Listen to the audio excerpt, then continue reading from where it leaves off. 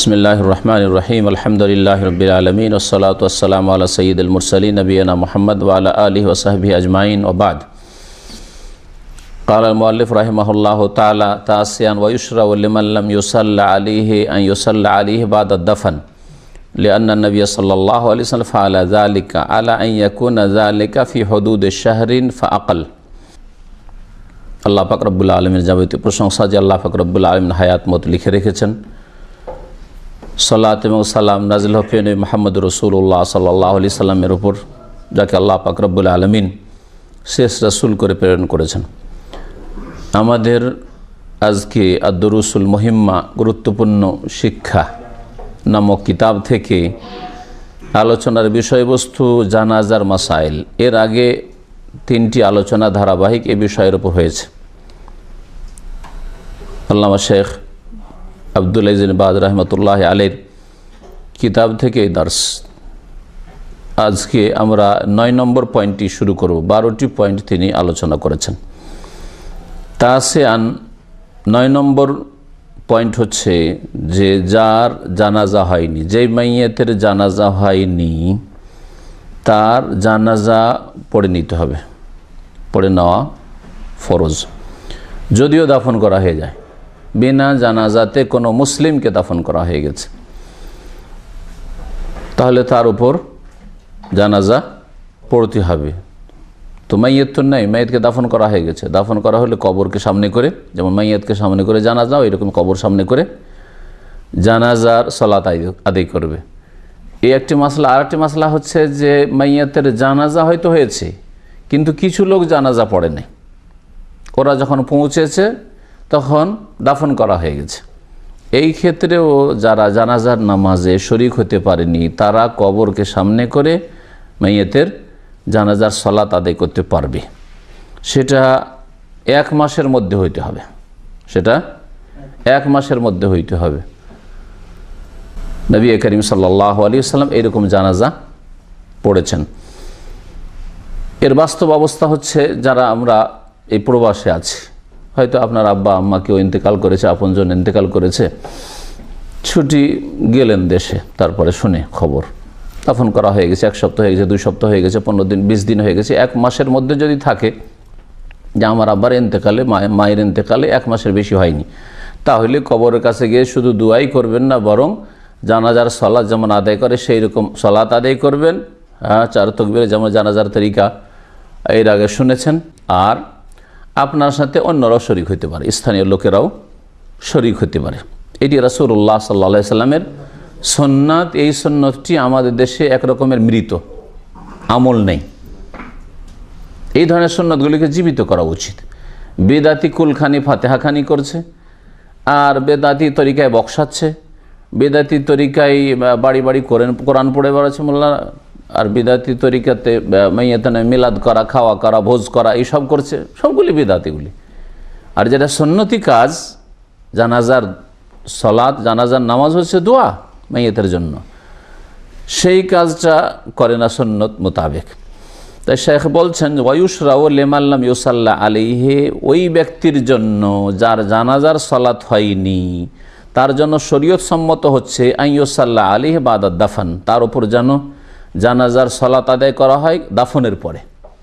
বিনা জানাজাতে দাফন করে দেওয়া হয়েছে, তাহলে দাফনের পরেও কবরকে সামনে করে জানাজার সালাত আদায় করবে। এটা হচ্ছে শরীয়ত সম্মত বিষয়। দলিল লিআন্না নবী সাল্লাল্লাহু আলাইহি ওয়াসাল্লাম ফাআলা যালিকা, কারণ নবী করিম সাল্লাল্লাহু আলাইহি ওয়াসাল্লাম এই কাজটি করেছেন। রাত্রে মসজিদে নববীর এক খাদেমা, যে পরিষ্কার পরিচ্ছন্ন করতো মহিলা, মসজিদে নববীর খেদমতে ছিল, হঠাৎ করে ইন্তেকাল করে। সাহাবায়ে কেরামরা দেখলেন রাত গভীর হয়ে গেছে, নবী করিম সাল্লাল্লাহু আলাইহি ওয়াসাল্লাম শুয়ে পড়েছেন, তাকে আর কষ্ট দেব না, জাগাবো না, আমরা রাতারাতি দাফন করে দিই। রাত্রে ওই মহিলাকে দাফন করে দিয়েছেন সাহাবায়ে কেরামরা। নবী করিম সাল্লাল্লাহু আলাইহি ওয়াসাল্লাম সকালবেলা খুঁজছেন যে ওই মহিলাকে তো দেখি না, যে মহিলা মসজিদ নববী ঝাড়ু দেয়, সাফ করে, দেখছি না। তিনি বলেন কোথায় ওই মহিলা, কোথায়? কোনো কোনো রওয়ায়াতে রয়েছে সে পুরুষ লোক ছিল, কিন্তু এই ক্ষেত্রে বেশি বলিষ্ঠ আশা করি যে সে মহিলা ছিল। তো সাহাবীরা বললেন যে ইয়া রাসূলুল্লাহ, মাতাতিল বারেহা, গত রাতে মারা গেছে। ফাদাফান্নাহা তাকে দাফন করে দিয়েছি।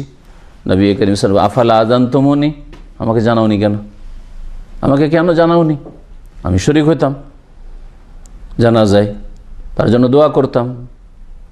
সাহাবীরা বলেন ইয়া রাসূলুল্লাহ, রাত হয়ে গেছিল বেশি, আর আপনাকে জাগানো কষ্ট আপনার হবে, এই বললে আমরা আপনাকে জাগাইনি। নবী করিম সাল্লাল্লাহু আলাইহি ওয়াসাল্লাম দুল্লুনি আলা কবরিহি, তার কবরটা কোথায় আমাকে জানিয়ে দাও বা বাতলে দাও। সাহাবারা বলে দিলেন যে এই কবরটি হচ্ছে ওই মহিলার কবর বা ওই ব্যক্তির কবর। নবী করিম সাল্লাল্লাহু আলাইহি ওয়াসাল্লাম কবরকে সামনে করে জানাজার সালাত আদায় করেছেন। আব্দুল্লাহ বিন আব্বাস রাদিয়াল্লাহু তাআলা আনহুমা থেকে এই হাদিসটি বর্ণিত, বুখারী মুসলিমের হাদিস, এমন নয় যে কোনো জয়ীফ বা সন্দেহ আছে হাদিসটাই, বুখারী মুসলিমের হাদিস। কাল মাররা রাসূলুল্লাহ বিকবরিন দুফিনা লাইলান, রাসূলুল্লাহ সাল্লাল্লাহু আলাইহি ওয়াসাল্লাম একটা কবরের পাশ দিয়ে অতিক্রম করলেন সকালবেলা, যাকে রাতে দাফন করা হয়েছে। ফাকাল মাতা দুফিনা হাযা, একে কখন দাফন করা হয়েছে? কালু আল বারিহা, তখন লোকেরা বলল যে গত রাতে দাফন করা হয়েছে। এই হাদিসটা এইভাবে এসছে যে কবর পাশ দিয়ে যাচ্ছে, নতুন কবর পাশ দিয়ে যাচ্ছিলেন, আর জিজ্ঞেস করলেন যে আরে এটা তো নতুন কবর, এর আগে ছিল না, কে এটা, কাকে দাফন করা হয়েছে? অন্যরা হয়তো সংক্ষেপে রয়েছে যে নবী করিম সাল্লাল্লাহু আলাইহি ওয়াসাল্লাম জানতে পারলেন যেভাবে, কাল আফালা আযানতুমুনি, আমাকে জানাওনি কেন? কালু, সাহাবীরা বলেন দাফান্না ফি যুলমাতিল্লাহ, রাতের অন্ধকারে আমরা দাফন করে দিয়েছি। কে? ফাকারেনা আন্নু কেজাকা, আপনাকে জাগানো আমরা অপছন্দ করলাম, সেজন্য জাগাইনি। ফাকামা, নবী সাল্লাল্লাহু আলাইহি ওয়াসাল্লাম দাঁড়ালেন, ফাসাফাফনা খালফ, আমরা তার পিছনে লাইন লাগাইলাম নামাজে। তাহলে যেই সাহাবীরা বলছেন রাত্রে দাফন করা হয়েছে, তারা জানাজায় শরীক ছিলেন। নবী করিম সাল্লাল্লাহু আলাইহি ওয়াসাল্লাম শুধু জানাজা পড়েন, নবী সাল্লাল্লাহু আলাইহি ওয়াসাল্লাম যখন দাঁড়াইলেন কবর সামনে করে জানাজা পড়তে, তারা পিছনে লাইন লাগাইলেন। তাহলে কি বোঝা গেল? যে যারা একবারে জানাজা পড়েছে তারাও জানাজাতে শরীক হয়ে যেতে পারে। যে বিষয়টি বললাম যে আপনি গেছেন, বাড়ি গেছেন, আব্বা ইন্তেকাল করেছেন, আপনি জানাজা পড়তে গেলেন কবরস্থানে, আপনার সাথে গ্রামের কিছু লোক হয়ে গেল, আত্মীয় স্বজন ভাই বিরাদর হয়ে গেল, হয়ে যাক, অসুবিধা নেই, নিষেধ করার কোনো প্রয়োজন নেই যে না না তোমরা জানাজা পড়েছে আবার পুনরায় কেন পড়বে, না, কোনো প্রয়োজন নেই। জানাজা দোয়া। আর এর প্রমাণিত ফাসাল্লা আলাইহি, তার ওপর জানাজার সালাত আদায়। এই হাদিসে স্পষ্ট নেই যে সে পুরুষ ছিল না মহিলা, কিন্তু আর এক হাদিসে আন্না ইমরাতান কানাত তাকুমুল মসজিদা, এক মহিলা ছিল যে মসজিদ ঝাড়ু দিত। ফামাতাত লাইলান, রাতে মারা গিয়েছিল। সেই জন্য দুইটা হাদিসের সমন্বয় করে প্রথম দিকে আমি কথাটি বললাম যে ঘটনা এরকম ছিল। ওই কথাই বলছেন অফিকাসাতিল মারআ, ওই মহিলার ঘটনা রয়েছে আল্লাতি কানাত তাকুমুল মসজিদা, যেই মহিলা মসজিদ ঝাড়ু দিত। কালা দুল্লুনি আলা কবরিহি, ওর কবরটি জানিয়ে দাও। তাহলে এখানে নবী সাল্লাল্লাহু আলাইহি ওয়াসাল্লাম কবরের পাশ দিয়ে যাচ্ছেন, আর এখানে বলছেন যে কবরটা আমাকে জানিয়ে দাও, কবর কোথায়। কেউ কেউ বলেছে ঘটনা দুটি, তো একটি হইতে পারে, বর্ণনাকারী বিভিন্নভাবে বর্ণনা করেছেন। ফাদাল্লাহু, নবী সাল্লাল্লাহু আলাইহি ওয়াসাল্লামকে বাতলে দিলেন কবরের খোঁজ, যে এই হচ্ছে ওই মহিলার কবর। ফাসাল্লা আলাইহা, তারপরে রাসূলুল্লাহ সাল্লাল্লাহু আলাইহি ওয়াসাল্লাম ওর জানাজার সালাত আদায় করলেন। মুত্তাফাক বুখারী মুসলিমের হাদিস। এই কবরকে সামনে করে জানাজা দাফন করার পরে জানাজার জন্য সময়সীমা আছে না? 5 বছর 10 বছর পরও, 5 বছর হয়ে গেছে, মারা গেছে 5 বছর 10 বছর আগে, জানাজা পড়বেন? শেখ বলছেন না, ওইরকম না, 1 মাসের মধ্যে হওয়া উচিত, 1 মাসের মধ্যে হওয়া উচিত। এরবার দলিলকে যে 1 মাসের মধ্যে সীমিত করলেন, তো ওইটা দেখেন ওর দলিল হচ্ছে লেমা ওয়ারাদা আন্না উম্মা সাদ মাতাত, উম্মে সাদ, সাদের মা উম্মে সাদ এক মহিলা সাহাবিয়া ইন্তেকাল করেছিলেন। ওয়ান নবী সাল্লাল্লাহু আলাইহি ওয়াসাল্লাম গায়েব, সেই সময় নবী করিম সাল্লাল্লাহু আলাইহি ওয়াসাল্লাম অনুপস্থিত ছিলেন, মদিনায় ছিলেন না, মদিনার বাইরে ছিলেন কোথাও কোনো সফরে। ফালাম্মা কাদেমা, যখন নবী সাল্লাল্লাহু আলাইহি ওয়াসাল্লাম আসলেন মদিনায়, সাল্লা আলাইহা, তার জানাজার সালাত আদায় করলেন। ওয়াকাদ মাজা লিযালিকা শাহরুন, সেই সময় 1 মাস অতিক্রম করে গিয়েছিল। সেই সময় ওই মহিলার দাফনে 1 মাস হয়ে গেছিল। রাহু তিরমিজি হাদিস, এটি তিরমিজিতে রয়েছে। তাহলে 2 হাদিস মিলিয়ে বোঝা গেল যে কবরে দাফন করার পরে জানাজা পড়তে পারবেন, আর জানাজাটা কতদিন পড়তে পারবেন তার জন্য তিরমিজি হাদিসটা ওতে আপনি মিলিয়ে নেন, তাহলে 1 মাসের মধ্যে পড়ে নেওয়া ভালো। আর 1 মাসের বেশি যদি হয়ে যায়, 2, 4, 6 মাস হয়ে গেছে, তাহলে আর জানাজা পড়ার দরকার নেই, তখন শুধু দোয়া করেন। আশেরান, 10 নম্বর বিষয় এই জানাজা সংক্রান্ত, লা ইয়াজুজু লি আহলিল মাইয়্যিতি আন ইয়াসনাউ তাআমান লিন-নাস, মৃত ব্যক্তির পরিবার পরিজনের জন্য, মৃত ব্যক্তির পরিবার পরিজনের জন্য, লে আহলিল মাইয়িত মানে মাইয়িতের আহল পরিবার, মাইয়িতের আত্মীয় স্বজন, ওদের জন্য, যার বাড়িতে মারা গেছে সেই বাড়িওয়ালাদের জন্য, আহল মানে ওয়ালা হয়, ওই বাড়িওয়ালাদের জন্য জায়েজ নয়। কি জায়েজ নয়? আইয়াস নাও তো আমালিন নাস, গ্রামবাসীর জন্য, জনসাধারণের জন্য খাবার তৈরি করবে আর খাওয়াবে, ভোজ করবে, এটা জায়েজ নাই। তাহলে বুঝেন আমাদের দেশের এই বিদাতি প্রথার কথা, যে মৃতের নামে খাবার, সে দিন ধরে 3 দিনে হোক, 10 দিনে হোক, আর 40-এ হোক, আর দিন নাই ধরে হোক, আমরা দিন ধরি না, এমনি খাওয়াই, দুটোই বিদাত, দুটোই জায়েজ নাই, লা ইয়াজুজু, জায়েজ নাই। কেন? প্রত্যেকটি কথার দলিল, বিনা দলিলে শেখ একটাও লিখেননি, আর বিনা দলিলে আমরা কথা বলি না। যারা বিদাত করে তারা বিনা দলিলে করে, তাদের জন্য দলিল না, বড়রা করলেই চলে, বুজুর্গানের দিনের নামে সব কিছু ধর্মকর্মের নামে চলে।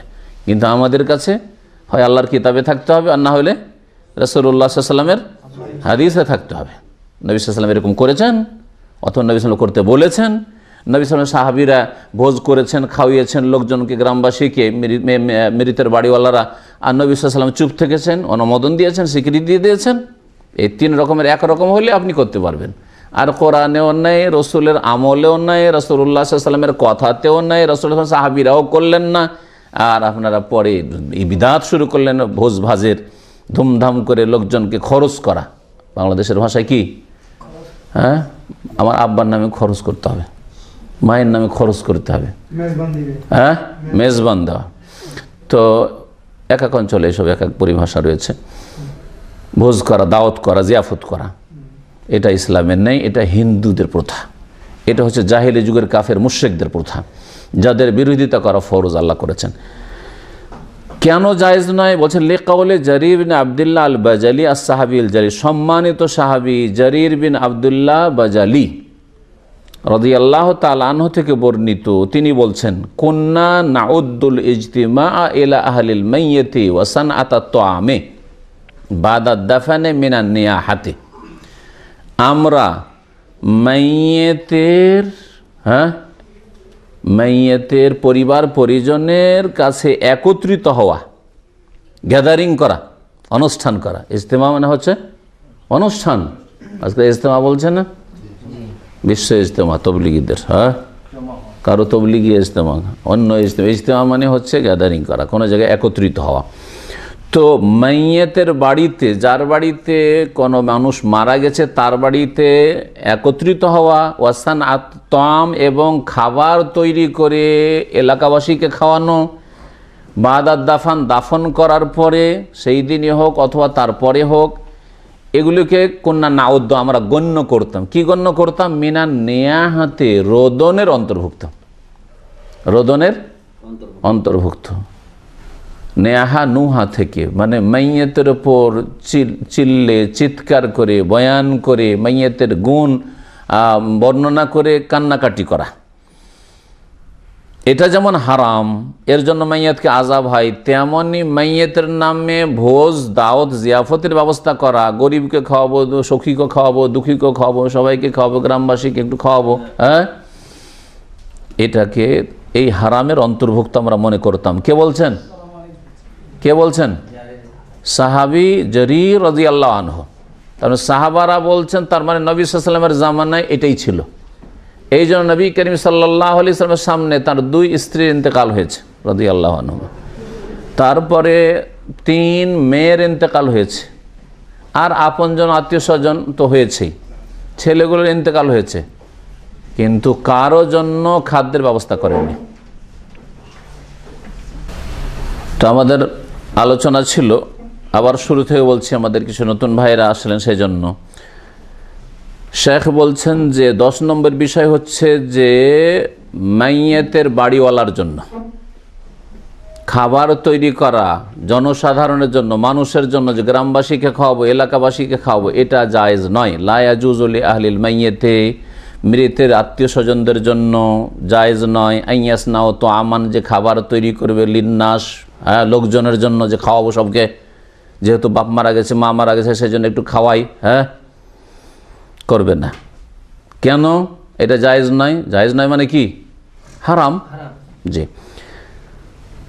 নবী করিম সাল্লাল্লাহু আলাইহি সাল্লামের প্রখ্যাত সাহাবী, as-সাহাবীউল যে সম্মানিত সাহাবী জারির ইবনে আব্দুল্লাহ বাজালি রাদিয়াল্লাহু আনহু বলছেন, কুন্না নাউদ্দুল ইজতিমা, আমরা একত্রিত হওয়াকে গণ্য করতাম, এলা আহলিল মাইয়াতে, মৃতের আত্মীয় স্বজনদের কাছে, মৃতের আত্মীয় স্বজনদের বাড়িতে আমরা গ্যাদারিং করা, অনুষ্ঠান করাকে, ওয়াসান আতাত তো আমি, আর খাবার তৈরি করে লোকজনকে খাওয়ানোকে গণ্য করতাম। কি গণ্য করতাম? আর কখন এটা? বাদাত দাফন, দাফন করার পরে, দাফন করে আসলো, আসার পরে এখন খাওয়া দাওয়া করবে, ওই দিনে অথবা পরের দিনে অথবা 3 দিনে অথবা 10 দিনে অথবা 40 দিনে অথবা যে কোনো দিনে। এইরকম মাইয়াতকে দাফন করা হয়ে গেলে এখন গ্রামবাসীকে, এলাকাবাসীকে খাওয়াইতে হবে, ওই মাইয়াতের বাড়িওয়ালাদেরকে। এই কাজটিকে আমরা গণ্য করতাম কি? মিনান নিয়াহাতে, রোদনের অন্তর্ভুক্ত। যে রোদন করা হারাম, নবী করিম সাল্লাল্লাহু আলাইহি ওয়াসাল্লাম বলছেন, আল মাইয়াতু ইউআযাবু বিবুকাই আহলি আলাইহি, মাইয়াতের ওপর যদি কান্না করা হয়, বোকা আছে হাদিস। আর এক হাদিস আছে, আল মাইয়াতু ইউআযাবু বিমা নিহা আলাইহি, মাইয়াতের ওপর যদি নোহা করা হয়, রোদন করা হয়, বয়ান করে কান্না করা হয়, তাহলে তার জন্য কি হয়? মাইয়াতকে কবরে আযাব হয়। তাহলে আপনার এই মৃতের নামে খাবার তৈরি করে ভোজ করে খাওয়ানোতে মাইয়াতকে কি হয়? আযাব হয়, নেকি হয় না, ইসালে সওয়াব হয় না। ভালো করে শুনে রাখেন। রাওয়াহুল ইমাম আহমদ, হাদিসটি ইমাম আহমদ রহমতুল্লাহ আলাইহি বর্ণনা করেছেন বেসানাদিন হাসান, হাদিসের সনদ হচ্ছে হাসান।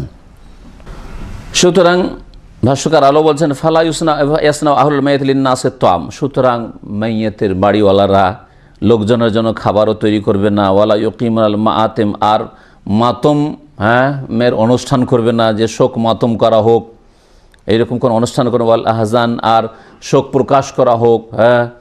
আর এর জন্য বিভিন্ন যে সব বিদাতি তরিকা আছে, অন ইসলামিক তরিকা আছে, পশ্চিমা তরিকা আছে, যেমন নীরবতা পালন করা হোক, হ্যাঁ, মাইয়াতকে দাফন করে দেওয়ার পরে চোখ বন্ধ করে, মুখ বন্ধ করে কিছুক্ষণ নীরবতা পালন করলো, যে কাফের অমুসলিম ইহুদি নাসারা করে, সেগুলি এক সেই মুসলিমরা নেতাদের কবরের কাছে করে, সবগুলি হারাম, এগুলি সবগুলি হারাম।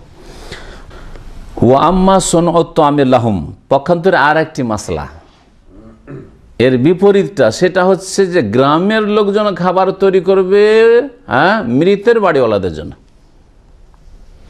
গ্রামের লোক খাবে না মাইয়াতের বাড়ি থেকেই, বরং গ্রামের লোক খাবার তৈরি করে নিয়ে যাবে কার বাড়ি? যার বাড়িতে লোক মারা গেছে, ওর স্ত্রীকে, ওর ছেলে মেয়েকে, ওর ভাই বেরাদরকে, ও বাপ মাকে, আত্মীয় স্বজনকে খাওয়ার জন্য, যারা শোকে আছে তাদের জন্য।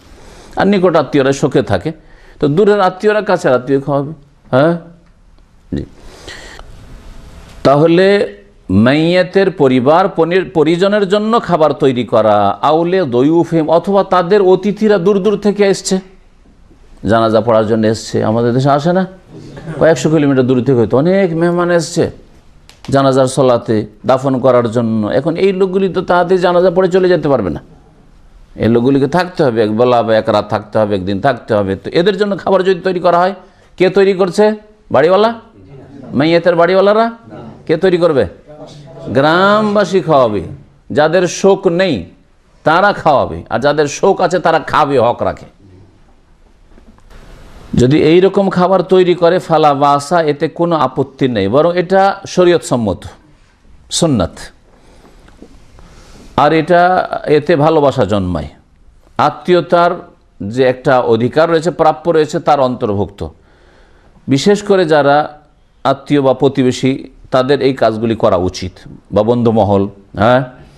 ওয়ুশরাউলি আকারিবি ওয়া জিরানি আইয়াসনাউ লাহুম আত-তাআমা, মৃত ব্যক্তির আত্মীয় স্বজনদের জন্য এবং তার পাড়া প্রতিবেশীর জন্য শরীয়ত সম্মত, মানে সুন্নত হচ্ছে যে আইয়াসনাউ লাহুমুত তাআম, মৃত ব্যক্তির বাড়ির সদস্যদের জন্য খাবার তৈরি করবে, যে ওরাকে খাওয়ায়, ওরা রান্না করবে না, হয়তো আজকে খেতে চাইবে না, খাবার নিয়ে যেয়ে দিবে, তারপরে খাবার খাওয়িয়ে দিবে, বসে থাকবে যে খাবারটা খেয়ে নেন, এগুলি করবে, এগুলো শরীয়ত সম্মত।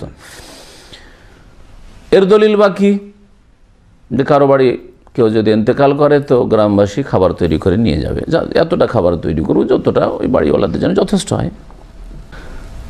আর সেই দিনই শুধু না, শেখ বলবেন যে এর জন্য কোনো সময়সীমা, আপনি যদি চান যে 3 দিন খাওয়াবো, তার বেশি খাওয়াবো, 1 সপ্তাহ 10 দিন ধরে গ্রামের এই বাড়ি দিচ্ছে, ওই বাড়ি দিচ্ছে, ওই বাড়ি করে দিচ্ছে, ওই বাড়ি দিচ্ছে, দিতে দিতে দেখা গেল যে 1 মাস ওই মাইয়াতের বাড়িওয়ালা তো ওদের রান্নাই করার প্রয়োজন হয় না, তো অসুবিধা নেই, তাও অসুবিধা নেই।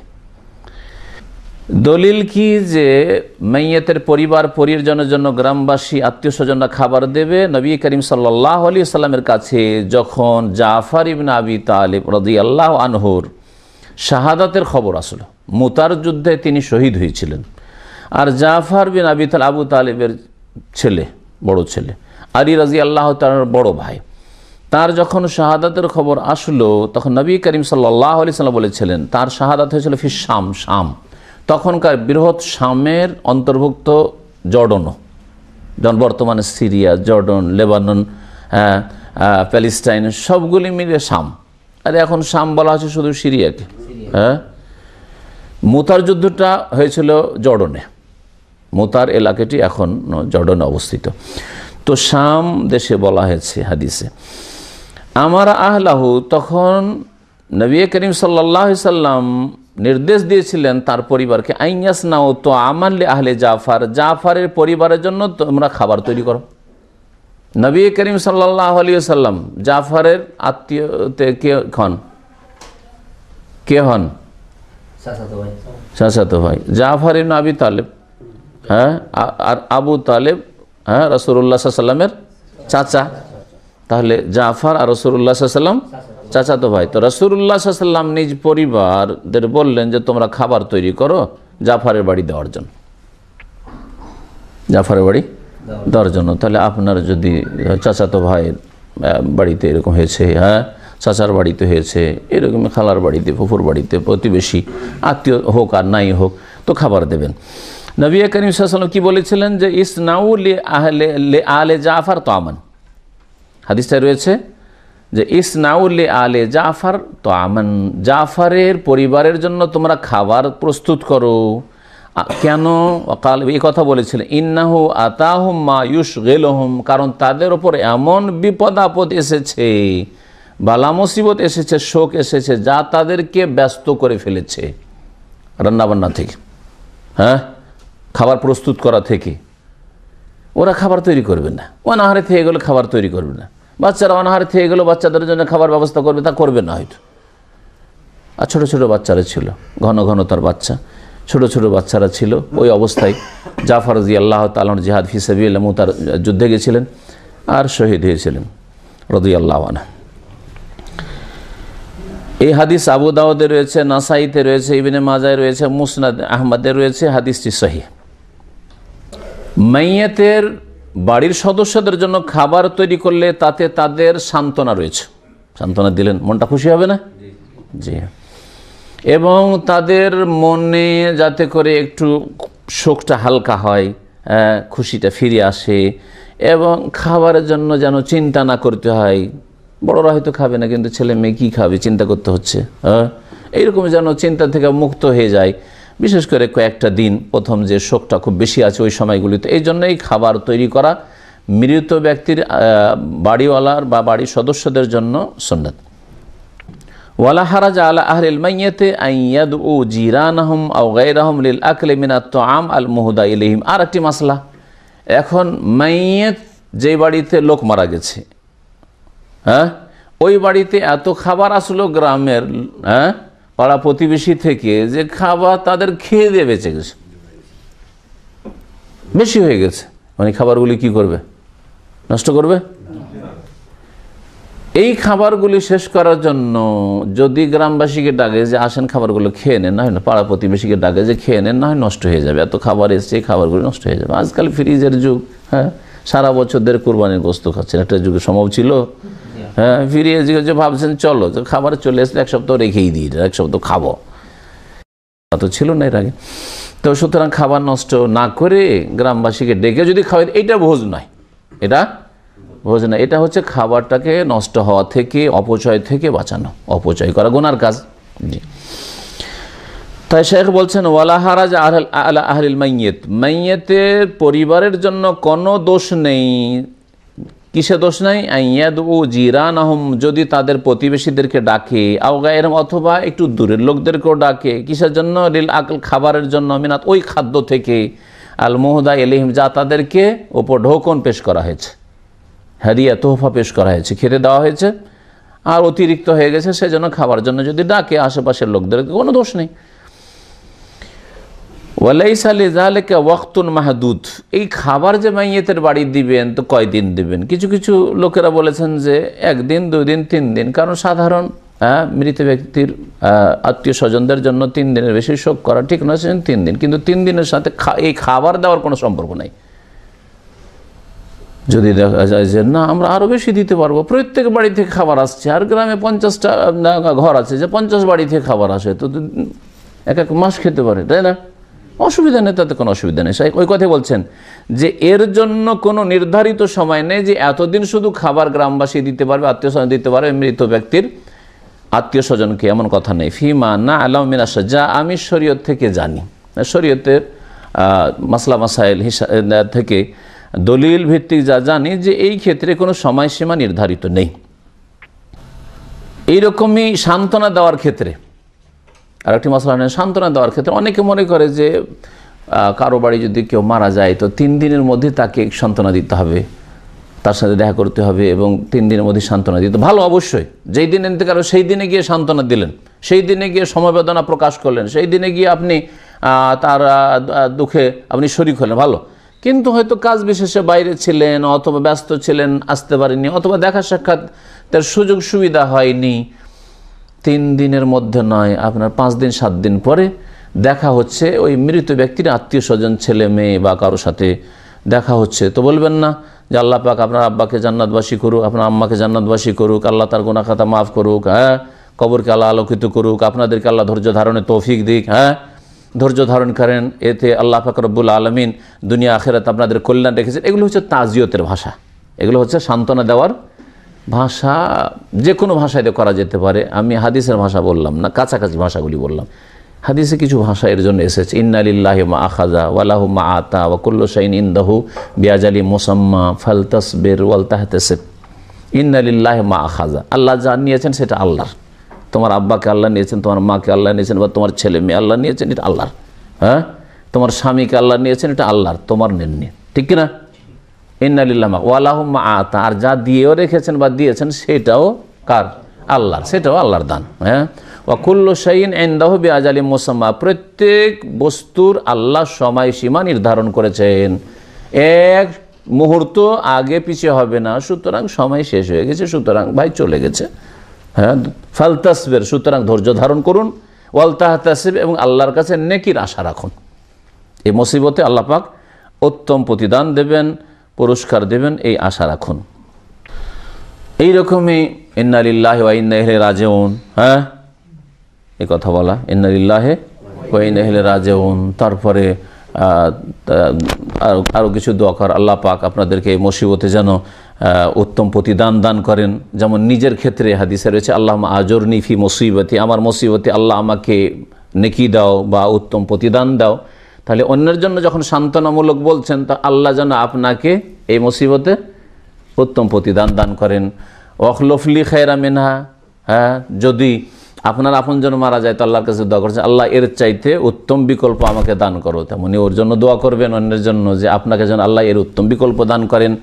স্ত্রী মারা গেছে, এর চাইতে ভালো স্ত্রী আল্লাহ দান করেন। স্বামী মারা গেছে, এর চাইতে আল্লাহ পাক ভালো স্বামী দান করেন।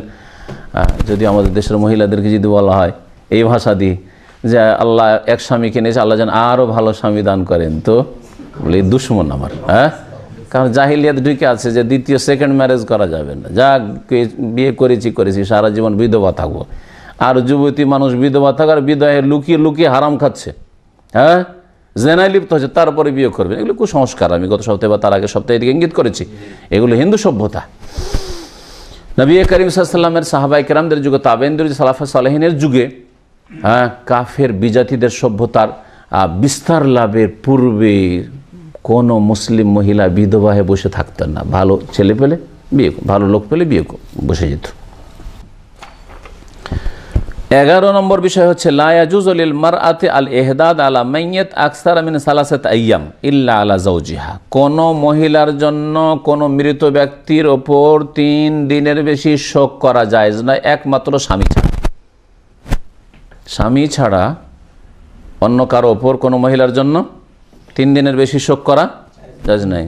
তাহলে কোনো মেয়ের মা মারা গেছে বা বাপ মারা গেছে, শোক করবে কয়দিন? 3 দিন। হ্যাঁ, ছেলে মারা গেছে, শোক করবে কয়দিন? ভাই মারা গেছে, বোন মারা গেছে, শোক করবে কয়দিন? 3 দিন। কিন্তু স্বামী মারা গেছে, শোক করবে 40 দিন। কে বললো 40? সবাই যে 40 দিন, মাশাআল্লাহ। হ্যাঁ, 40টা ভুলে যান।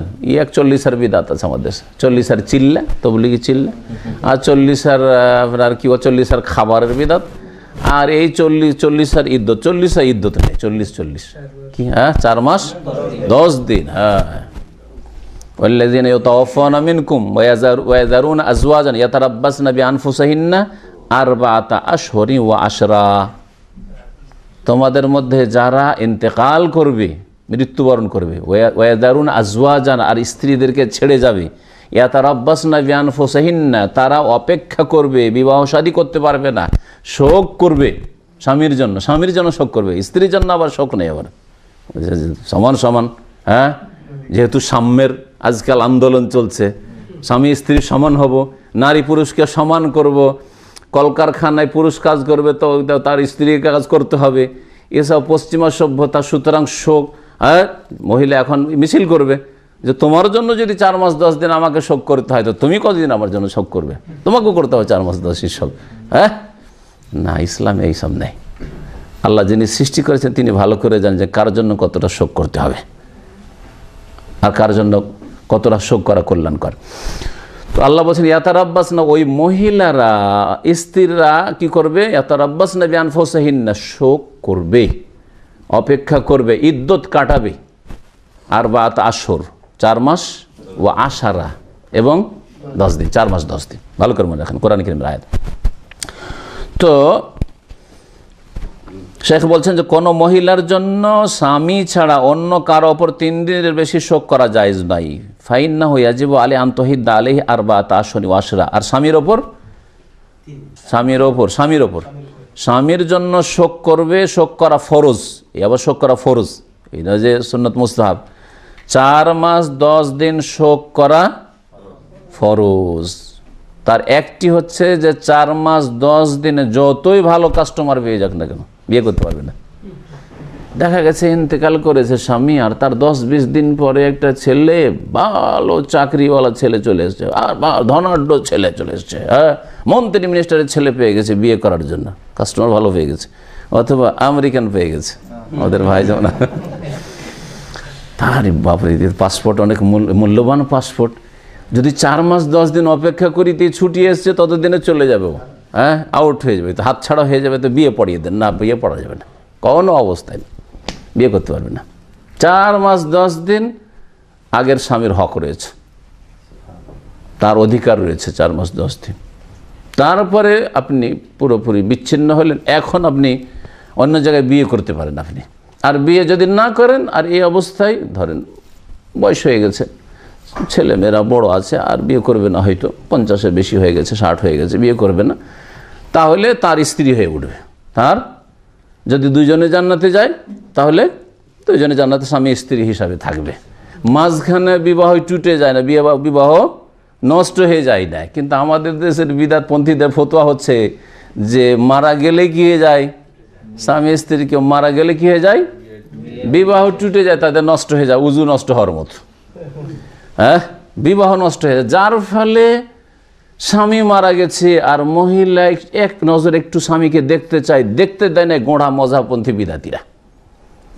আমাদের এখানে কিং ফাহাদ পেট্রোলিয়াম ইউনিভার্সিটি আছে, এখানে শিক্ষিত ইঞ্জিনিয়াররা পড়াশোনা করে। কয়েক বছর আগে দার্সে বলছে যে শেখ, আমাদের চোখের দেখা, বলছে এক মহিলা এত ছটপট করে কান্না করছে যে আমাকে একবার আমার স্বামীটাকে দেখতে দাও, একবার আমার স্বামীর চেহারাটা একবার দেখতে দাও। বলছে না না না না, মোল্লারও ফতো না, তোমার বিবাহ নষ্ট হয়ে গেছে, ও মারা যেতে যেতে বিবাহ নষ্ট হয়ে গেছে, সুতরাং দেখা হারাম। মারা যেতে যেতে বিবাহ নষ্ট হয়ে গেছে, বানানো ফতুয়া। আর বেহায়া বেপর্দা হয়ে যে সবাইকে দেখাচ্ছে, গ্রামে পেট ফিট দেখাচ্ছে, তখন আবার এই ফতোয়া হয় না, ওগুলো সংশোধন করো যেগুলো সংশোধনের প্রয়োজন রয়েছে। তো স্বামী স্ত্রীর কেউ মারা গেলে বিবাহ নষ্ট হয় না, এই ফতোয়া আমার দেশের দেশি মোল্লাদের কাছে শুনবেন। এটা হাদিস ভিত্তিক ফতোয়া, হাদিসের খেলাফ ফতোয়া। তবে 4 মাস 10 দিন পরে অন্য জায়গায় বিবাহ বসে যেতে পারে। বিবাহ করে নিলে তখন ওর স্ত্রী হয়ে গেল, কিন্তু বিবাহ না করলে ওই আগের স্বামীর স্ত্রী, দুনিয়াতেও কার স্ত্রীর, অমুকের স্ত্রী বিধবা হইল, আর ইনশাআল্লাহ জান্নাতেও অমুকের স্ত্রী। শেখ তারপরে আর একটি মাসলা বলছেন, ইল্লা আন তাকুন হামিলান, তবে ওই মহিলা যার স্বামী ইন্তেকাল করেছে, ইল্লা আন তাকুন হামিলান, ওই মহিলা যদি গর্ভবতী থাকে, ওই মহিলা যদি, যে মহিলার স্বামী ইন্তেকাল করছেন ওই মহিলা যদি গর্ভবতী থাকে, তাহলে তার মেয়াদ মানে ইদ্যত 4 মাস 10 দিন তখন নয়, তখন ইদ্যত কি হয়ে যাবে, ফাইলা ওয়াদ ইল হামাল, হ্যাঁ, বাচ্চা প্রসব হওয়া পর্যন্ত, বাচ্চা ভূমিষ্ঠ হওয়া পর্যন্ত। যদি ইন্তেকালের 1-2 দিন 3 দিন পরেই যদি ভূমিষ্ঠ হয়ে যায়, তাহলে ইদ্যত শেষ হয়ে গেছে, ইদ্যত শেষ হয়ে গেছে। আর যদি সেটা এমন হয় 4 মাস 10 দিন হচ্ছে কোন ক্ষেত্রে, যদি পেটে বাচ্চা না থাকে, ঠিক না, কিন্তু পেটে বাচ্চা আছে আর প্রথম মাসে ছিল ওই সময় স্বামীর ইন্তেকাল হয়েছে, তাহলে এখন হয়তো 9 মাস লাগতে পারে, তখন 9 মাস অপেক্ষা করতে হবে। জি হ্যাঁ, 9 মাস অপেক্ষা করতে হবে। এসব মাসলা মাসাইল শুধু এমনি মাসলা নয়, প্রত্যেকটাতে সায়েন্টিফিক যুক্তি রয়েছে। জি, 4 মাস 10 দিনের যে বিষয়টি রয়েছে, আগের স্বামীর সাথে যে মিলন হয়েছে, বুঝছেন না, মিলন হয়েছে 4 মাস 10 দিন পর্যন্ত ওর তাসির থাকতে পারে। মিলন যে হয়েছে, ভিতরে তার বীর্য গেছে, ওর একটা তাসির, যেটাকে প্রতিক্রিয়া থাকতে পারে। হ্যাঁ, আর আরেকজন স্বামীর যদি মিলন হয়ে যায়, ধরেন 10-20 দিন পরে, 1 মাস পরে আরেকজন বিয়ে করলো, আরেকজনের মিলন হলো, তাহলে 2 রকমের বীর্য ভিতরে গেল, এটাতে ওই মহিলার স্বাস্থ্যগত দিক থেকে ক্ষয়ক্ষতি হতে পারে। আজকালকার এই মডার্ন সায়েন্সে বলছে, কোরআনে 1400 বছর আগে বলে দেওয়া হয়েছে, আর আজকে সায়েন্সে প্রমাণ করছে যে 4 মাস 10 দিনের হেকমাত্র রহস্যটা কি। ওই আচ্ছা, বাচ্চা হওয়ার ক্ষেত্রে আবার এরকম কেন হলো যে 3 দিন 4 দিন পরে যদি বাচ্চা হয়ে যায়, তারপরে বিয়ে বসে যেতে পারবে, আর তারপরে বাচ্চা হওয়ার পরে যে ব্লিডিংটা হয়, নেফাস হয়, ওইটা থেকে 20-22 দিন বা 40 দিনে পাক হলে তারপরে তো মিলন করতে পারবে।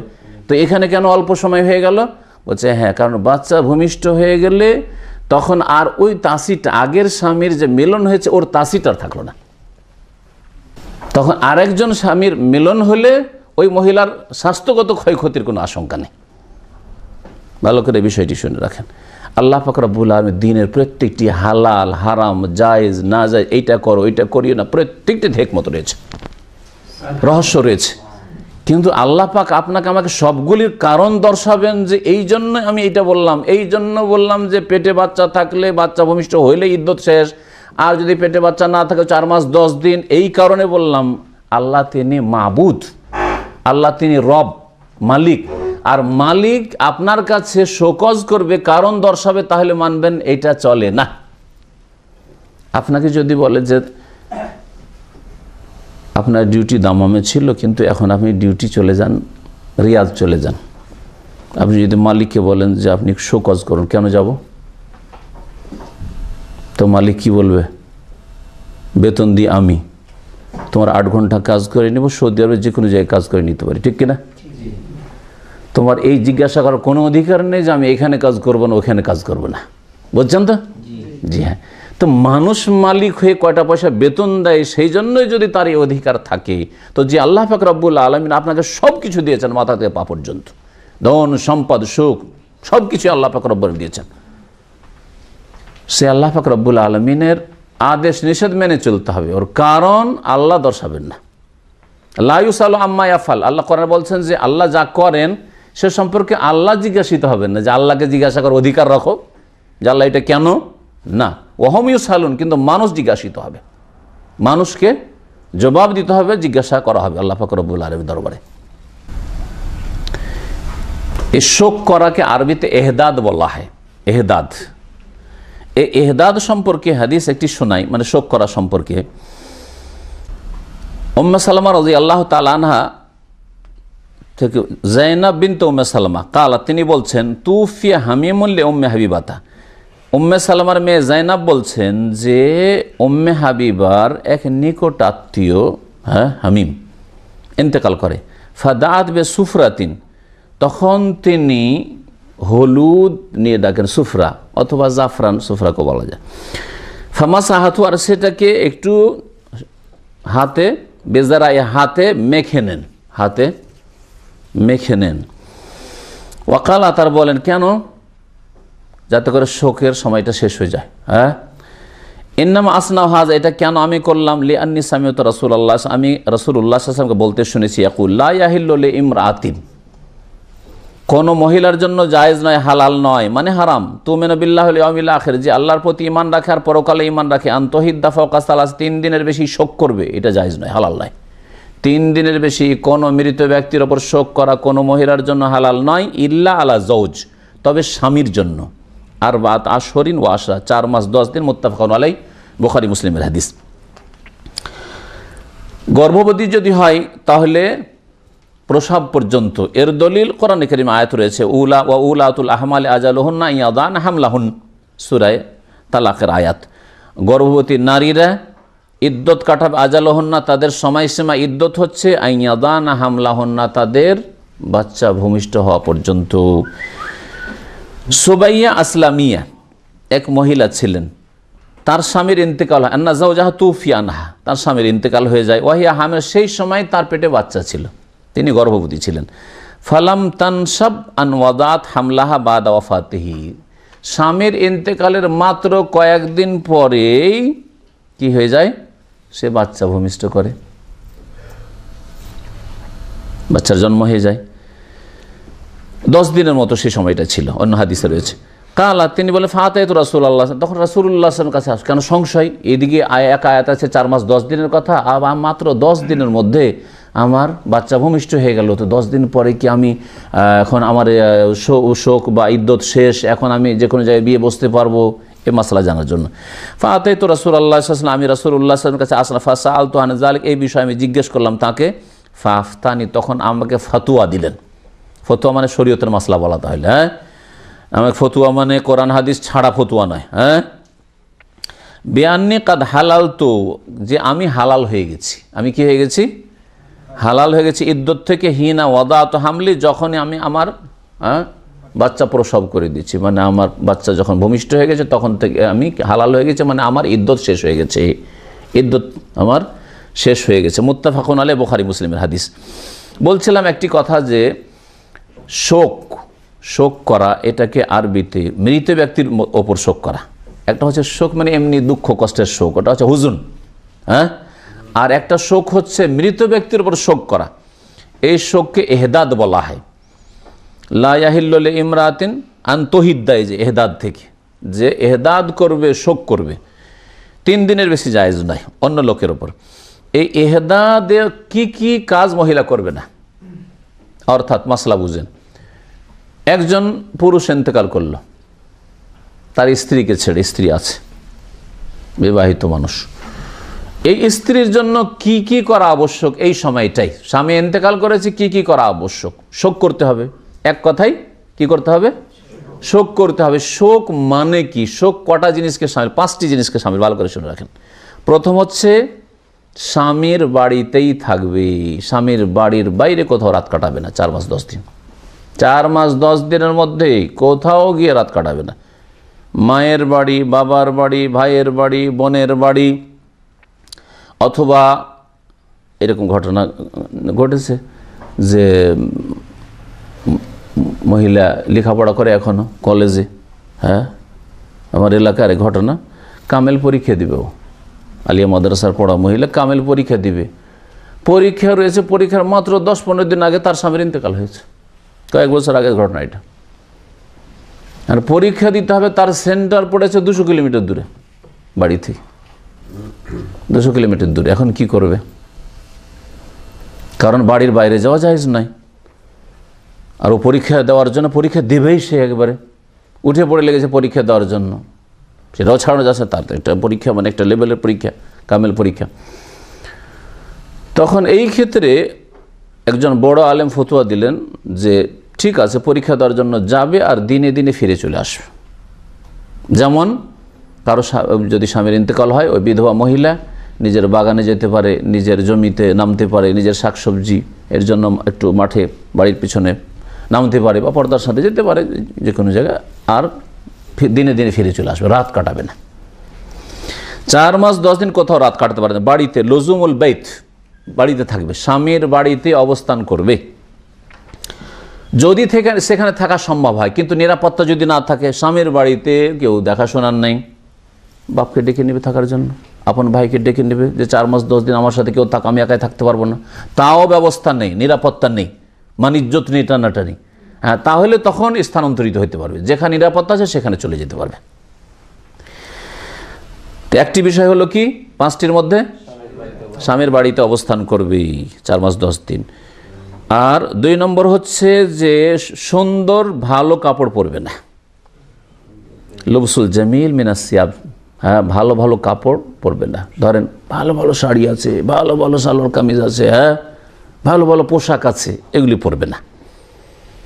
আকর্ষণীয় পোশাকের কথা, যেগুলো আকর্ষণীয় পোশাক, ওই আকর্ষণীয় পোশাকগুলি বাড়ির ভিতরেও পরবে না। বাইরে তো আকর্ষণীয় পোশাক কখনো পরবে না, কিন্তু বাড়ির ভিতরে আকর্ষণীয় পোশাক পরবে না। তাহলে কীরকম পোশাক? শুধু কালো না, কালো জরির নাই, যেটা আকর্ষণ নাই, হয়তো সবুজও হতে পারে, নীলও হতে পারে, কিন্তু বেশি আকর্ষণ নাই, হতে পারে, কিন্তু লাল অথবা তাতে নকশা আছে, হ্যাঁ, ইত্যাদি, এইরকম যত না হয়।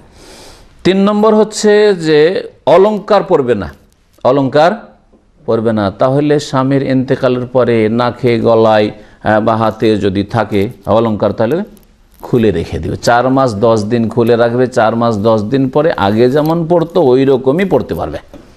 আমার দেশের বিধবা মহিলাদের কুসংস্কার হচ্ছে যে স্বামী মারা গেছে আর জীবনে কখন গয়নাগাটি পড়বে না, হ্যাঁ, অলংকার পরবে না। না, এটা ভুল, এটা বিদআত, আবার বাড়াবাড়ি। আবার অজ্ঞতার কারণে অনেকের স্বামী মারা গেছে, অলংকার পরে আছে।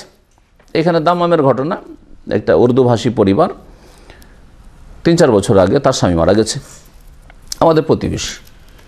খবরটা পেয়ে আমার ফ্যামিলি গেল একটু দেখার জন্য, যে প্রতিবেশীটুকু দেখে আসি। গিয়ে দেখে দ্বিতীয় দিনে, এতেকালের দ্বিতীয় দিনে সবগুলি মালা পরে আছে, যা পরেছিল আগের পরে আছে, চুড়ি পরে আছে, নাকে আছে, সব আছে, কানে আছে, অলংকার আছে। তখন তাদের বলে যে না, এগুলো খুলে ফেলতে হবে। আমরা তো জানি না, দেখছেন অনেকগুলি মহিলা বসে আছে, বলছে আমরা তো কেউ জানি না। তাহলে বোঝা গেল যে মুসলিম সমাজে অজ্ঞতা আছে। অজ্ঞতার কারণে কেউ শোকের সময় যেটা জায়েজ নয় সেটা পরে থাকছে, আবার কেউ বাড়াবাড়ি করে বিধবা হয়েছি তো হয়েছি, সারা জীবনের জন্য হয়েছি, মত পর্যন্ত তার কোনো অলংকারই পরবে না, এটাও ঠিক না।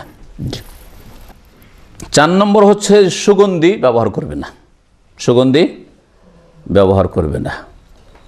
আতর, সেন্ট, মহিলাদের জন্য যে সব সেন্ট হয়ে থাকে ব্যবহার করবেন না।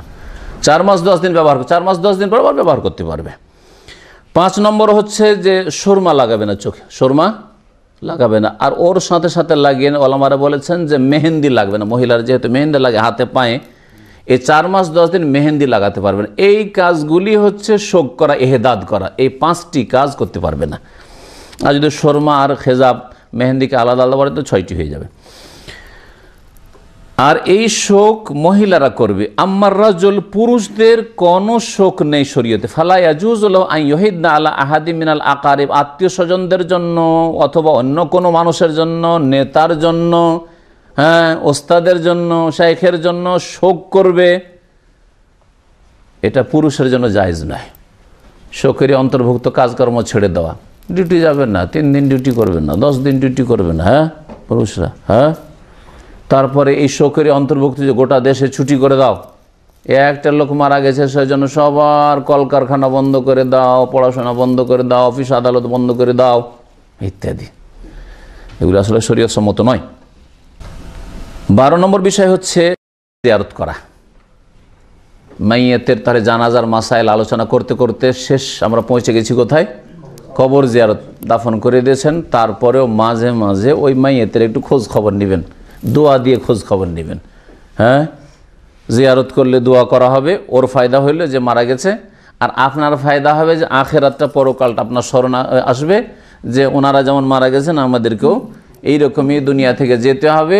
ওনারা যেমন বদলার জগতে চলে গেছেন, ভালো মানুষ হলে ভালো নিয়ামত পাচ্ছেন, আর যদি পাপ করে গিয়ে থাকেন তো কত আযাব হচ্ছে, ওই রকম আমারও অবস্থা হবে। সুতরাং নিজের সংশোধন করে দুনিয়া থেকে বিদায় হওয়ার চেষ্টা করবেন।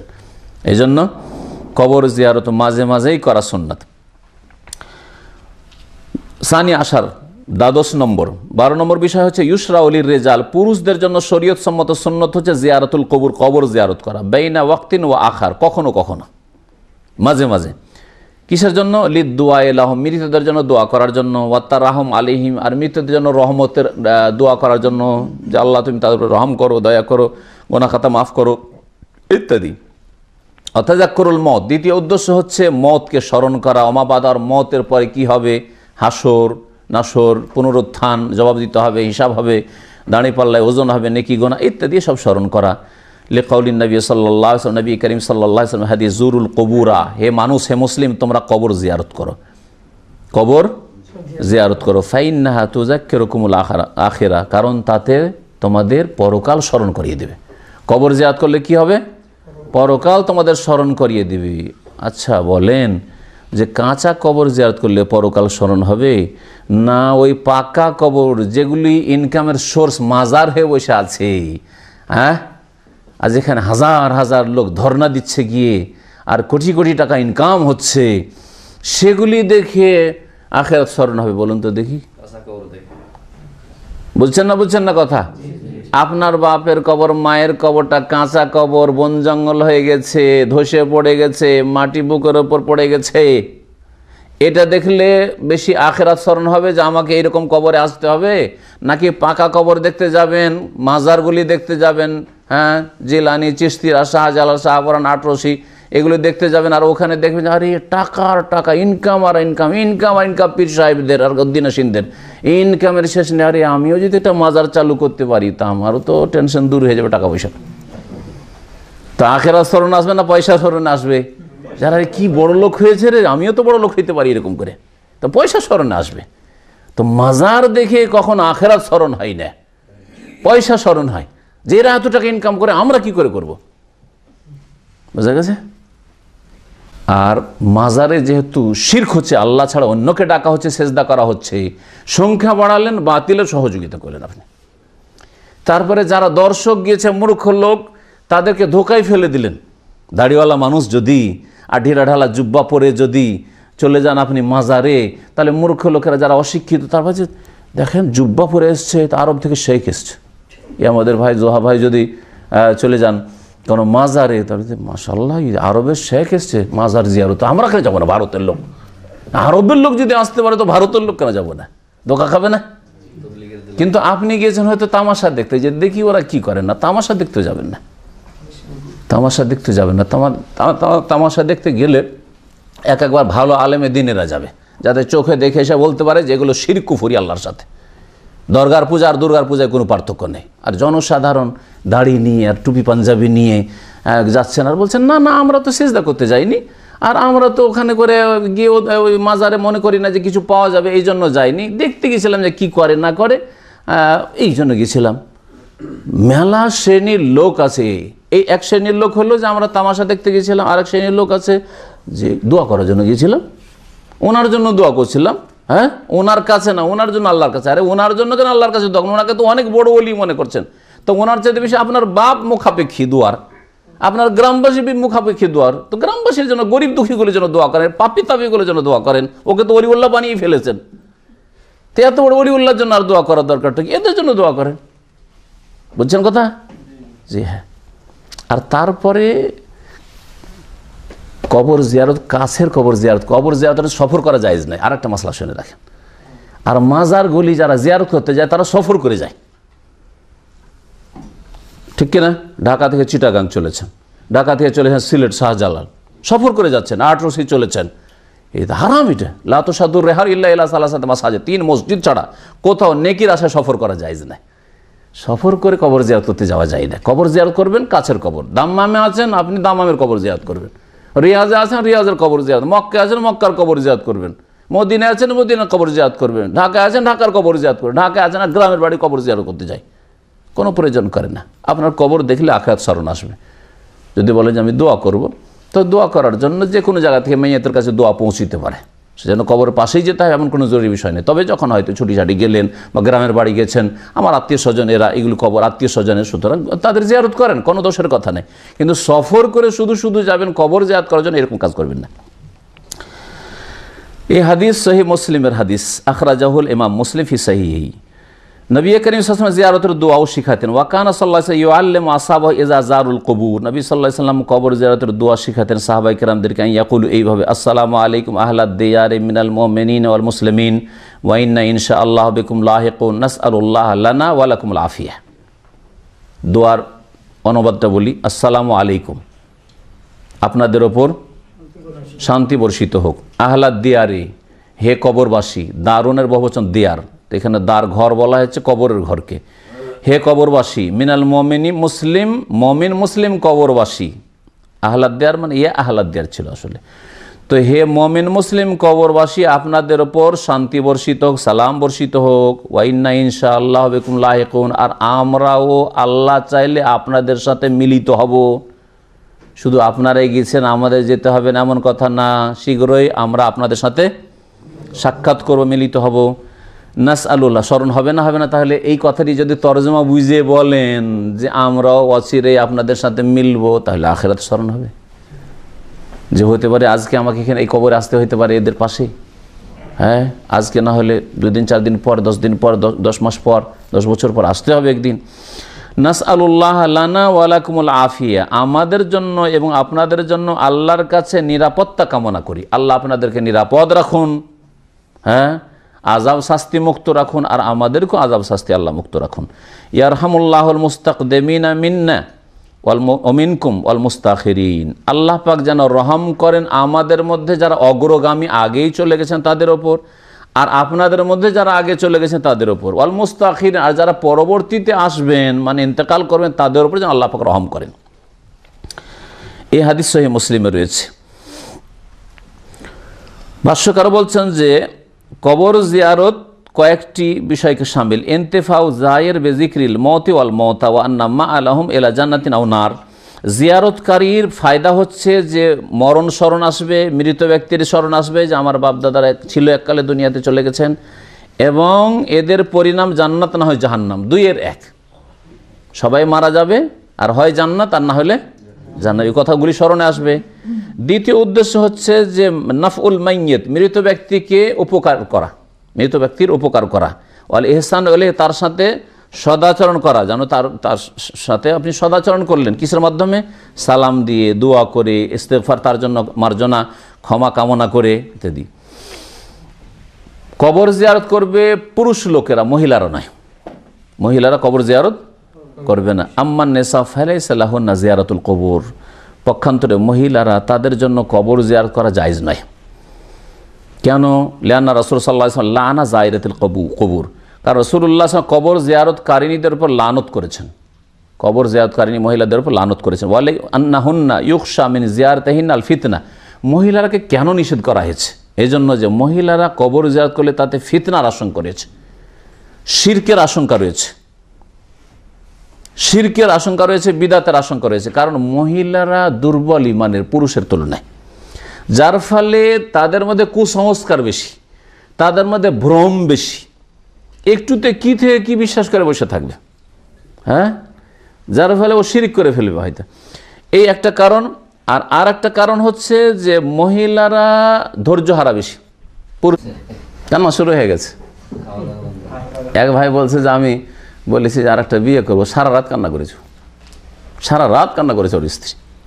তো মহিলা হচ্ছে এরকম অধৈর্য, আসলে একটুতে কান্না শুরু করে। তো কবর জিয়ারত করতে এসে ওই কবরস্থানই কান্না শুরু করে দিবে, বাপের কবরের কাছে, ভাইয়ের কবরের কাছে, স্বামীর কবরের কাছে, ছেলের কবর, আর ওখানে চিৎকার করে কান্না শুরু করে দিবে। পুরুষ লোক এরকম কাজ করবে না, যার ফলে মহিলাদের জন্য কবর জিয়ারত করা নিষেধ। যে হাদিসে আছে যে মা আয়েশা রাদিয়াল্লাহু তাআলা আনহা জিজ্ঞেস করে, ইয়া রাসূলুল্লাহ, কবর জিয়ারতের দোয়া কি, যদি কবরের পাশ দিয়ে যায় তাহলে কি বলবো? তো দোয়া শিখেছেন। এই হাদিসকে কেউ পেশ করে বলেছেন না মাঝে মাঝে জিয়ারত করতে পারো, ওই হাদিসে জিয়ারতের কথা নেই। যদি কবরের পাশ দিয়ে অতিক্রম করি, মহিলা কবরস্থানের পাশ দিয়ে যাচ্ছে অন্য টার্গেটে কোথাও যাচ্ছে, আর কবরস্থানের পাশে, তখন ওই দোয়া পড়বে। কিন্তু এই উদ্দেশ্য করে টার্গেট করে যে আমি কবর জিয়ারতে যাচ্ছি, মহিলা যাবে না। দুটো মাসলায় পার্থক্য। রাস্তা দিয়ে স্বামী স্ত্রী দুইজনে যাচ্ছেন আর পাশে কবরস্থান, তাহলে আপনি যেমন বলবেন আসসালামু আলাইকুম আহলা দিয়ার, এই দোয়া পড়বেন, তেমনি আপনার স্ত্রীও পড়বেন, কোনো অসুবিধা নেই। কিন্তু জিয়ারত করতে যাচ্ছেন শুধু কবরস্থানে, আপনি যাবেন, আপনার স্ত্রী যাবে না, মহিলারা যাবে না। আমাদের দেশে একটা জিয়ারতের বা সালামের, কবরস্থানে সালাম করার জয়ীফ হাদিস আছে, ওটা আবার প্রসিদ্ধ, দেশের মানুষরা মুখস্থ রাখে, সতর্ক করে দেওয়া জরুরি। সেটা হচ্ছে আসসালামু আলাইকুম ইয়া আহলাল কুবুরে ইয়াগফিরুল্লাহ লানা ওয়া লাকুম আনতুম সালাফুনা ওয়া নাহনু বিল আসার। এই হাদিসটি জয়ীফ, এই হাদিসটি হচ্ছে দুর্বল। সুতরাং এই দোয়া না পড়ে যে দোয়াটি উল্লেখ করা হলো, এই দোয়াটি মুখস্থ করবেন। বলছেন যে মহিলাদের জিয়ারত কেন নিষেধ করা হয়েছে, কারণ এদের ফিতনার আশঙ্কা বেশি, কখন শিরক বিদাতে লিপ্ত হয়ে যায়। ওয়াকিল্লাতুস সাবর, এবং এদের মধ্যে ধৈর্যও কম। ওয়াহাকাযা লা ইয়াজুজু লাহুন্না ইত্তিবাউল জানাইজ ইলাল মাকবারা, এইরকমই মহিলাদের জন্য কবরস্থান পর্যন্ত জানাজা পড়তে যাওয়া যায় না। সবাই গ্রামবাসী জানাজা পড়তে যাচ্ছে, মহিলা একদল বেরিয়েছে আমরাও জানাজা পড়ব কবরস্থানে, তো এটা জায়েজ নাই। কিন্তু মসজিদে যদি জানাজা হয়, আর মসজিদে মহিলারা 5 ওয়াক্ত সালাতের জন্য, কোনো নামাজ পড়ার জন্য এসছিল বা আছে, আর পুরুষদের জামাতের পিছনে যদি শরিক হয়ে যায়, তাহলে জায়েজ রয়েছে। যেমন মক্কায় মদিনায় দেখছেন যে মহিলা সেকশনে মহিলারা জানাজায় শরিক হচ্ছে, কিন্তু যদি ওই মহিলারা বলে যে চলে যায় একটু আল মোয়াল্লা কবরস্থানে চলে যায়, আর বাকির কবরস্থানে চলে যায়, আমরা পুরুষরা যাচ্ছে আমরা চলে যাই, না যাবে না। হ্যাঁ, ওই রকমই আপনার গ্রামে কবরস্থানে জানাজা, কবরস্থানে গিয়ে আমাদের কবরস্থানের আশেপাশে জানাজা হয় গিয়ে ওখানে মাঠে, তো মাঠে জানাজা হচ্ছে আর মহিলা একদল বেরিয়ে গেছে জানাজা পড়ার জন্য, এটা জায়েজ নয় তাদের জন্য। জানাজা পড়ার জন্যও যাবে না, আর কবর জিয়ারত করতেও যাবে না। বলছে ওয়াহাকাযার এইরকমই লা ইয়াজুজু লাহুন্না, নারীদের জন্য জায়েজ নয় যে ইত্তিবাউল জানাইজ, জানাজার অনুসরণ করা, ইলাল মাকবারা, কবরস্থান পর্যন্ত, কবরস্থানে যাবে জানাজা পড়ার জন্য, এটা জায়েজ নয়। লিআন্না রাসূলুল্লাহ সাল্লাল্লাহু আলাইহি ওয়াসাল্লাম নাহাহুন্না আন যালিকা, কারণ রাসূলুল্লাহ সাল্লাল্লাহু আলাইহি ওয়াসাল্লাম মহিলাদেরকে নিষেধ করেছেন। নহিনা আন ইত্তিবাইল জানাইজ, আমাদেরকে জানাজার অনুসরণ করতে নিষেধ করা হয়েছে, দাফন করতে যাবে, জানাজা পড়তে যাবে নিষেধ করা হয়েছে। আম্মা সালাতু আলাল মাইয়িতি ফিল মসজিদ, তবে যদি মৃত ব্যক্তির ওপর জানাজা পড়া হয় মসজিদে, আর মসজিদে জানাজা পড়া জায়েজ আছে, শুনে রাখেন। পক্ষান্তরে আমাদের দেশের মযহাবী ফতোয়াতে মসজিদে জানাজা পড়া জায়েজ নয়, মসজিদে জানাজা পড়া তাদের কাছে জায়েজ নয়। জায়েজ নয়ের দলিল হচ্ছে যুক্তি, একদিকে দলিল হাদিস আর একদিকে যুক্তি, এই হচ্ছে পার্থক্য। যুক্তি কি বলছে, মাইয়াতের পেশাব পায়খানা যে কোনো সময় বেরিয়ে আসতে পারে, আর ওই লাশকে কি করে মসজিদে ঢুকাবেন, সুতরাং মসজিদে ঢুকানো চলবে না লাশ। যখন মসজিদে যখন ঢুকানো চলবে না, তো মসজিদে জানাজা পড়াও চলবে না। এটা হলো দেশের মযহাবী ফতোয়া, যে সংখ্যাগরিষ্ঠ মযহাব রয়েছে সেই মযহাবের ফতোয়া। পক্ষান্তরে অধিকাংশ আইম্মায়ে কেরামদের ফতোয়া হচ্ছে যে মসজিদে জানাজা জায়েজ রয়েছে, আর ওর দলিল রয়েছে। দলিল যেহেতু ভাষ্যকার উল্লেখ করেছেন, সেই তার ভাষাতে দলিলটা পেশ করছি। বলছেন যে আম্মা সালাতু আলাল মাইয়িতি, মৃত ব্যক্তির ওপর জানাজা পড়া ফিল মসজিদে, মসজিদে, আও ফিল মুসাল্লা, অথবা ঈদগাহে, ফাহিয়া মাশরুআতুন, সেটা শরীয়ত সম্মত, লির রিজালি ওয়ান নিসায়ে জামিয়ান, পুরুষ নারী উভয়ের জন্য। ঈদের দিন ঈদগাহে ঈদের নামাজ পড়ছে, ওই সময় বেশ কিছু জানাজা চলে এসছে, আর ঈদগাহের এক সাইডে মহিলারাও আছে বা পিছনে মহিলারাও আছে, তোরা শরিক হইতে পারবে না? পারবে না। যেমন ঈদের শরিক হবে, এরকম জানাজা তো, জানাজা আসল উদ্দেশ্য ছিল না। আসল উদ্দেশ্য কি ছিল? ঈদের শরিক হওয়া ছিল, আর সেখানে জানাজা পেয়ে গেছে, সুতরাং জানাজা সলাতে শরিক হইতে পারবে। দলিল শুনেন, আব্দুর রহমান বিন আবি সালমা বলছেন যে আন্না আয়েশা লাম্মা তুফিয়া সাদ বিন আবি ওয়াক্কাস রাদিয়াল্লাহু আনহু, সাদ বিন আবি ওয়াক্কাস রাদিয়াল্লাহু আনহুর যখন ইন্তেকাল হলো, তখন আয়েশা রাদিয়াল্লাহু তাআলা বললেন, কালাত, তিনি বললেন, উদখুলু বিহিল মসজিদা, এ সাদ বিন আবি ওয়াক্কাসের জানাজা লাশটাকে, খাটটাকে মসজিদে ঢুকিয়ে দাও, মসজিদের ভিতরে নিয়ে আসো। কে বললেন? মা আয়েশা রাদিয়াল্লাহু আনহা, রাসূলুল্লাহ সাল্লাল্লাহু আলাইহি ওয়াসাল্লামের বিবি। বলছেন যে সাদ বিন আবি ওয়াক্কাস আশরা মুবাশশারা, 10 জন জান্নাতের সুসংবাদ প্রাপ্ত সাহাবী, তার একজন। বলছেন যে ওর জানাজাটাকে বা এটাকে, খাটটাকে মসজিদের ভিতরে নিয়ে আস, হাত্তা ওসাল্লি আলাইহি, কেন? আমি তার জানাজা পড়ব, তার জানাজা পড়ব। মাঠে জানাজা পড়া যাবে না, কিন্তু এখানে জানাজা পড়ছে জন্য। ফাউনকিরা যালিকা আলাইহা, আয়েশা রাদিয়াল্লাহু তাআলা যখন মসজিদে নিয়ে আসতে বলেন, কিছু কিছু সাহাবীরা আপত্তি করলে যে না, কেমন হলো, মসজিদে কেন নিয়ে যাবে? ফাকালা, তখন আয়েশা রাদিয়াল্লাহু তাআলা বললেন যে তোমরা দলিল জানো না? ওয়াল্লাহি আল্লাহর কসম করে বলছে লাকাদ সাল্লা রাসূলুল্লাহ সাল্লাল্লাহু আলাইহি ওয়াসাল্লাম আলা ইবনাই বায়দা ফিল মসজিদে সুহাইল ওয়া আখিহি রাহ মুসলিম, হাদিস সহিহ মুসলিমের। আল্লাহর কসম করে বলছি রাসূলুল্লাহ সাল্লাল্লাহু আলাইহি ওয়াসাল্লাম জানাজা পড়েছিলেন বায়জার দুই ছেলের। বায়জা নামক একজন সাহাবী ছিলেন, তার দুই ছেলের ইন্তেকাল হয়। এই দুই ছেলের হয়তো পরপর ইন্তেকাল হয়। এই দুই ছেলেরই জানাজা মসজিদে পড়েছে, মসজিদে নববীতে। একজনের নাম ছিল সোহেল আর আরেকজন তার ভাই ছিল, যার নাম উল্লেখ করা হয়নি। হ্যাঁ, রাহ মুসলিম। ফাদাল্লাল হাদিস, এই হাদিস প্রমাণ করে যে আন্নাল মারআতা তুসাল্লি আলাল জানাজা, মহিলা জানাজার সালাত আদায় করতে পারবে। এখান থেকে আমাদের জানাজার আলোচনা শেষ হইল। আল্লাহ পাক রব্বুল আলামিন যেন আমাদেরকে কোরআন এবং হাদিসের অনুসরণ করার তৌফিক দান করেন, জানার তৌফিক দান করেন, মানার তৌফিক দান করেন, পালন করার তৌফিক দান করেন। আল্লাহ পাক আমাদের ভুল ভ্রান্তি মাফ করে দেন। সমস্ত রকমের শিরক বিদাত থেকে, বিশেষ করে কবর সংক্রান্ত যে শিরক বিদাত রয়েছে, আল্লাহ পাক এসব শিরক বিদাত থেকে, যেটা আজকের বিষয়বস্তু জানাজা সম্পর্কিত যেসব বিদাত রয়েছে, আল্লাহ পাক সমস্ত থেকে বেঁচে থাকার যেন তৌফিক দান করেন। আর যারা গোমরাহিতে পড়ে রয়েছে তাদেরকে হিদায়াত করার আল্লাহ পাক যেন আমাদের তৌফিক দান করেন, তাদের কাছে কোরআন সুন্নাহর কথা পৌঁছাবার আল্লাহ যেন তৌফিক দান করেন। আমাদের কথাতে আল্লাহ পাক যেন বরকত দান করেন, কাজে আল্লাহ পাক বরকত দান করেন, হায়াতে বরকত দান করেন। আল্লাহ পাক রব্বুল আলামিন আমাদের সকলকে জান্নাতুল ফিরদৌস যেন দান করেন। ওয়া সাল্লাল্লাহু আলা নবিয়িনা মুহাম্মদ ওয়া আলা আলিহি ওয়া সাহবিহি।